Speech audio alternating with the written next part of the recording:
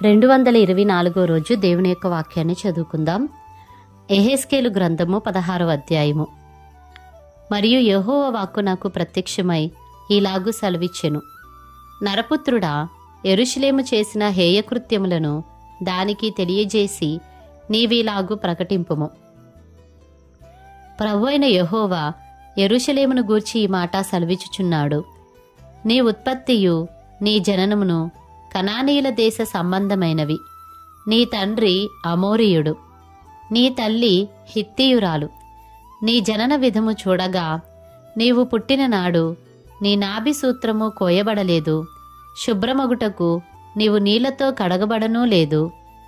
వారు నీకు ఉప్పు రాయకపోయిరి, బట్ట చుట్టకపోయిరి. ఈ పనులలో ఒకటైనను నీకు చేయవలనని ఎవరునూ కటాక్షింపలేదు. నీ యందు జాలిపడిన వాడొకడునూ లేకపోయెను. నీవు పుట్టిన నాడే బయట నేలను పారవేయబడి చూడ అసహ్యముగా ఉంటివి. అయితే నేను నీ యొద్దకు వచ్చి రక్తములో పొర్లుచున్న నిన్ను చూచి, నీ రక్తములో పొర్లియున్న నీవు బ్రతుకుమని నీతో చెప్పితిని. నీవు నీ రక్తములో పొర్లియున్నను బ్రతుకుమని నీతో చెప్పితిని. మరియు నేల నాటబడిన చిగురు వృద్ధియగునట్లు నేను నిన్ను వృద్ధిలోనికి తేగా నీవు ఎదిగి పెద్దదానవై ఆభరణ భూషితురాలవైతివి. దిగంబరివై వస్త్రహీనముగానున్న నీకు స్తనములేర్పడెను, తలవెంట్రుకలు పెరిగెను.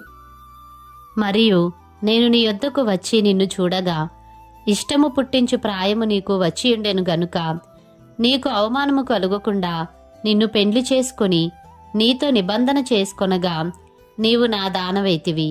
ఇదే ప్రభువైన యెహోవా వాక్కు. అప్పుడు నేను నీళ్లతో నిన్ను కడిగి నీ మీదనున్న రక్తమంతయు తుడిచి నిన్ను నూనెతో అంటి విచిత్రమైన కుట్టుపని చేసిన వస్త్రము నీకు ధరింపజేసితిని. సన్నమైన ఎర్రని చర్మముతో చేయబడిన పాదరక్షలు నీకు తొడిగించితిని. సన్నపు అవిసెనార బట్ట నీకు వేయించితిని. నీకు పట్టుబట్ట ధరింపజేసితిని. మరియు ఆభరణముల చేత నిన్ను అలంకరించి నీ చేతులకు కడియములు పెట్టి నీ మెడకు గొలుసు తగిలించి నీ చెవులకును ముక్కునకును పోగులను నీ తలకు కిరీటమును పెట్టించితిని. ఈలాగు బంగారుతోనూ వెండితోనూ నేను నిన్ను అలంకరించి సన్నపు అవిసెనారయు పట్టును విచిత్రపు కుట్టుపనియు గల బట్టలును నీకు ధరింపజేసి గోధుమలను తేనెయు నూనెయు నీకాహారముగా ఇయ్యగా నీవు మిక్కిలి సౌందర్యవతివై రాణియగునంతగా అభివృద్ధి నొందితివి. నేను నీకనుగ్రహించిన నా ప్రభావము చేత నీ సౌందర్యము పరిపూర్ణము కాగా అన్యజనులు దాని చూచి నీ కీర్తి ప్రశంసించుచూ వచ్చిరి. ఇదే ప్రభువు యెహోవా వాక్కు. అయితే నీ సౌందర్యమును నీవు ఆధారము చేసుకొని నీకు కీర్తి వచ్చినందున నీవు వేశ్యవై దారిన పోవు ప్రతి వానితో బహుగా వ్యభిచరించుచూ వచ్చితివి. పిలిచిన వానితో నెల్లా పోతివి. మరియు నీ వస్త్రములలో కొన్ని తీసి చిత్రముగా అలంకరింపబడిన ఉన్నత స్థలములను ఏర్పరచి వాటి మీద పండుకొని వ్యభిచారము చేసితివి. అట్టి కార్యములు ఎంతమాత్రమును జరగకూడనివి. అట్టివియు నీకా జరుగవు. నేను నీకిచ్చిన బంగారువియు వెండివియునైన ఆభరణములను తీసుకొని నీవు పురుషరూప విగ్రహములను చేసుకొని వాటితో వ్యభిచరించితివి. మరియు నీ విచిత్ర వస్త్రములను తీసి వాటికి ధరింపజేసి నా తైలమును నా ధూపమును వాటికర్పించితివి. భోజనమునకై నేనిచ్చిన ఆహారమును గోధుమ పిండిని నూనెను తేనెను తీసుకొని ఇంపైన సువాసన కలుగునట్లు నీవు ఆ బొమ్మలకు అర్పించితివి. అలాగున జరిగెను గదా. ఇదే ప్రభువగు యెహోవా వాక్కు. మరియు నీవు నాకు కనిన కుమారులను కుమార్తెలను ఆ బొమ్మలు మృంగివేయునట్లు వాటి పేరట వారిని వధించితివి. నీ జారత్వము చాలకపోయిననియు నా పిల్లలను వధించి వాటికి ప్రతిష్ఠించి అప్పగించితివి. నీ బాల్యకాలమందు నీవు దిగంబరివై వస్త్రహీనముగా నుండి నీ రక్తంలో నీవు పొర్లిచుండిన సంగతి మనస్సునకు తెచ్చుకొనక ఇన్ని హేయక్రియలను ఇంకా జారత్వమును చేయిచూ వచ్చితివి. ఇంతగా చెడుతనము జరిగించినందుకు నీకు శ్రమ, నీకు శ్రమ. ఇదే ప్రభువైన యెహోవా వాక్కు. నీవు వీధి వీధిని గుళ్ళు కట్టితివి, ఎత్తైన బలిపీఠములను ఏర్పరిచితివి. ప్రతి అడ్డదోవను నీ బలిపీఠము కట్టి నీ సౌందర్యమును హేయక్రియకు వినియోగపరచి నీ యొద్దకు వచ్చిన వారికందరికీ నీ పాదములు తెరచి వారితో బహుగా వ్యభిచరించితివి. మరియు నీవు మదించియున్న నీ పొరుగువారైన ఐగుప్తీయులతో వ్యభిచరించి నీ జారత్వ క్రియలను పెంపు చేసి నాకు కోపము పుట్టించితివి. కాబట్టి నేను నీకు విరోధినై నీ జీవనోపాధిని తక్కువ చేసి నీ కామ వికార చేష్టలకు సిగ్గుపడిన నీ శత్రువులైన ఫిలిస్తీల కుమార్తెలకు నిన్ను అప్పగించుచున్నాను. అంతటితో తృప్తి నొందక అష్షూరు వారితోనూ నీవు వ్యభిచరించితివి. వారితో కూడి జారత్వము చేసినను తృప్తి నొందకపోతివి. కనాను దేశము మొదలుకొని కల్దీయ దేశము వరకు నీవు బహుగా వ్యభిచరించినను నీవు తృప్తి నొందలేదు. నీ హృదయమెంత బలహీనమాయను. సిగ్గుమాలిన వేశ్యాక్రియలైన వీటినన్నిటినీ జరిగించుటకై నీవు ప్రతి అడ్డదోవను, గుళ్లను, ప్రతి రాజవీధిని ఒక బలిపీఠమును కట్టుచు వేశ్య చేయునట్లు చేయక జీతము పుచ్చుకొన నొల్లకాయుంటివి. వ్యభిచారణీయగు భార్య తన పురుషుని త్రోసివేసి అన్నిలను చేర్చుకొనును గదా. పురుషులు వేశ్యలకు పడుపు సొమ్ము ఇచ్చెదరు గదా. నీ విటకాండ్రు నలుదిక్కుల నుండి వచ్చి నీతో వ్యభిచరించినట్లు వారికందరికీ నీవే సొమ్మిచ్చుచూ వచ్చితివి, బహుమానములనిచ్చుచూ వచ్చితివి. నీ జారత్వమునకును ఇతర స్త్రీల జారత్వమునకును భేదమేమనగా వ్యభిచరించుటకు ఎవడైనను నీ వెంట తిరుగుటయూ లేదు, నీకు పడుపు సొమ్మిచ్చుటయూ లేదు. నీవే ఎదురు జీతమిచ్చితివి. ఇదే నీకును వారికిని కలిగిన భేదము. ఇదే యెహోవా వాక్కు. కాబట్టి వేశ్య, యెహోవా మాట ఆలకింపుము. ప్రభువైన యెహోవా సెలవిచ్చినదేమనగా, నీ విటకాండ్రతో నీవు నీ సొమ్ము వ్యయపరచి నీవు వ్యభిచారము చేసి నీ మానము నీవు కనుపరుచుకొనిన దానిని బట్టియు, నీ విటకాండ్రను బట్టియు, హేయ విగ్రహములను బట్టియు, నీవు వాటికప్పగించిన నీ బిడ్డల రక్తమును బట్టియు, నీవు సంభోగించిన నీ విటకాండ్రనందరినీ, నీకిష్టులైన వారినందరినీ, నీవు ద్వేషించు వారినందరినీ నేను పోగు చేయుచున్నాను. వారిని నీ చుట్టూ పోగు చేసి సమకూర్చి వారికి నీ మానము కనబడునట్లు నేను దాన్ని బయలుపరిచెదను. జారినులై హత్యలు జరిగించు స్త్రీలకు రావలసిన తీర్పు నీకు విధించి క్రోధముతోనూ రోషముతోనూ నీకు రక్తము నియమింతును. వారి చేతికి నిన్ను అప్పగించెదను. నీవు కట్టిన గుళ్లను వారు పడద్రోసి నీవు నిలవబెట్టిన బలిపీఠములను ఊడబెరికి నీ బట్టలను తీసివేసి నీ సొగసైన ఆభరణములను తీసుకొని నిన్ను దిగంబరిగాను వస్త్రహీనురాలుగాను చేయుదురు. వారు నీ మీదికి సమూహములను రప్పించి నిన్ను రాళ్లతో కొట్టి చంపుదురు. కత్తుల చేత నిన్ను పొడిచివేయుదురు. వారు నీ ఎండ్లను అగ్నిచేత కాల్చుదురు. అనేక స్త్రీలు చూచుచుండగా నీకు శిక్ష విధింతురు. ఈలాగు నేను నీ వేశ్యాత్వమును మాన్పింపగా నీవికను పడుపు సొమ్ము ఇయ్యక యుందువు. ఈ విధముగా నీ మీదనున్న నా క్రోధమును చల్లార్చుకొందును. నా రోషము నీ ఎడల మానిపోవును. ఇకను ఆయాసపడకుండా నేను శాంతము తెచ్చుకొందును. నీ యవ్వన దినములను తలంచుకొనక వీటన్నిటి చేత నీవు నన్ను విసికించితివి గనుక నీవు చేసియున్న హేయక్రియలన్నిటికంటేను ఎక్కువైన కామకృత్యములను నీవు జరిగించకుండునట్లు నీ ప్రవర్తనను బట్టి నేను నీకు శిక్ష విధింతును. ఇదే ప్రభువగు యెహోవా వాక్కు. సామెతలు చెప్పువారందరును తల్లి ఎట్టిదో బిడ్డయు అట్టిదే అని నిన్ను గూర్చి అందురు. పెనిమిటిని బిడ్డలను విడనాడిన నీ తల్లితో నీవు సాటిదానవు. పెనిమిటిని బిడ్డలను విడనాడిన నీ అక్క చెల్లెండ్రతో నీవు సాటిదానవు. నీ తల్లి హిత్తీయురాలు, నీ తండ్రి అమోరీయుడు. నీ ఎడమ ప్రక్కను నివసించు షోమ్రోనును దాని కుమార్తెలను నీకు అక్కలు. నీ కుడి ప్రక్కను నివసించు సొదొమయు దాని కుమార్తెలను నీకు చెల్లెండ్రు. అయితే వారి ప్రవర్తనను అనుసరించుటయు వారు చేయు హేయక్రియలు చేయుటయు స్వల్ప కార్యమని ఎంచి వారి నడతలను మించినట్లుగా నీవు చెడు మార్గముల యందు ప్రవర్తించితివి. నీవును నీ కుమార్తెలను చేసినట్లు నీ చెల్లెలైన సొదొమయైనను దాని కుమార్తెలైనను చేసినవారు కారని నా జీవముతోడు ప్రమాణము చేయుచున్నాను. ఇదే ప్రభువగు యెహోవా వాక్కు. నీ చెల్లెలైన సొదొమ చేసిన దోషమేదనగా దానికిని దాని కుమార్తెలకును కలిగిన గర్వమును, ఆహార సమృద్ధియు, నిర్విచారమైన సుఖస్థితియు ననునదియే. అది దీనులకును దరిద్రులకును సహాయము చేయకుండెను. వారు అహంకరించి నా దృష్టికి హేయక్రియలు చేసిరి గనుక నేను దాని చూచి వారిని వెళ్ళగొట్టి తిని. షోమ్రోను సహా నీ పాపములలో సగమైనా చేయలేదు. అది చేసిన వాటికంటే నీవు అత్యధికముగా హేయక్రియలు చేసితివి. నీవు ఇన్ని హేయక్రియలు చేసి నీ సహోదరిని నిర్దోషురాలినిగా కనుపరిచితివి. నీవు వారికంటే అత్యధికంగా హేయక్రియలు జరిగించినందున నిన్ను బట్టి చూడగా నీ సహోదరీలు నిర్దోషురాండ్రుగా కనబడుదురు. నీవు వారికి విధించిన అవమాన శిక్ష నీకే రావలెను.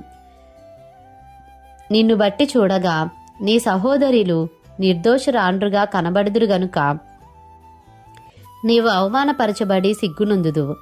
నీవు చేసినది అంతటి విషయమై నీవు బిడియపడి సిగ్గునొంది వారిని ఓదార్చునట్లు అపాయము నొందిన సొదొమను దాని కుమార్తెలను, షోమ్రోనును దాని కుమార్తెలను, వారి వలనే అపాయమొందిన నీ వారిని మరలా స్థాపించెదరు.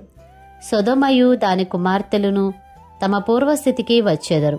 షోమ్రోనును దాని కుమార్తెలను తమ పూర్వస్థితికి వచ్చెదరు. నీవును నీ కుమార్తెలను మీ పూర్వస్థితికి వచ్చెదరు.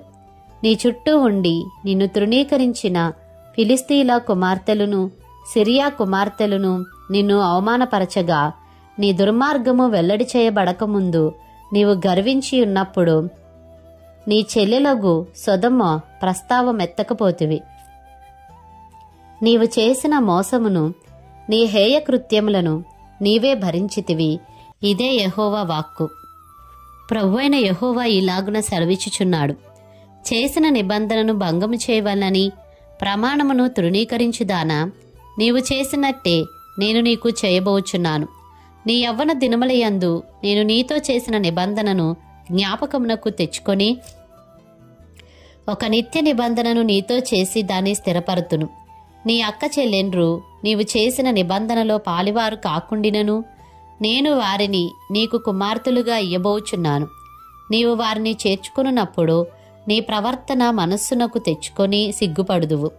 నేను యెహోవానని నీవు తెలుసుకొనున్నట్లు నేను నీతో నా నిబంధనను స్థిరపరచెదను.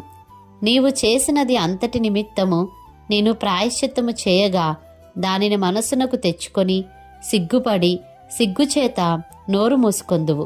ఇదే యెహోవా వాక్కు. యెహెజ్కేలు గ్రంథము 17వ అధ్యాయము. మరియు యెహోవా వాక్కు నాకు ప్రత్యక్షమై ఇలాగు సెలవిచ్చెను.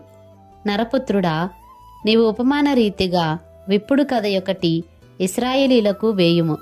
ఎట్లనగా ప్రభువుగు యెహోవా సెలవిచ్చినదేమనగా, నానా విధములగు విచిత్ర వర్ణములు గల రెక్కలును ఈకెలును పొడుగైన పెద్ద రెక్కలును గల యొక్క గొప్ప పక్షిరాజు లెబానోను పర్వతమునకు వచ్చి ఒక దేవదారు వృక్షపు పైకొమ్మను పట్టుకొనెను. అది దాని లేత కొమ్మల చిగుళ్లను త్రుంచి వర్తక దేశమునకు కొనిపోయి వర్తకులున్న యొక్క పురమందు దానిని నాటెను.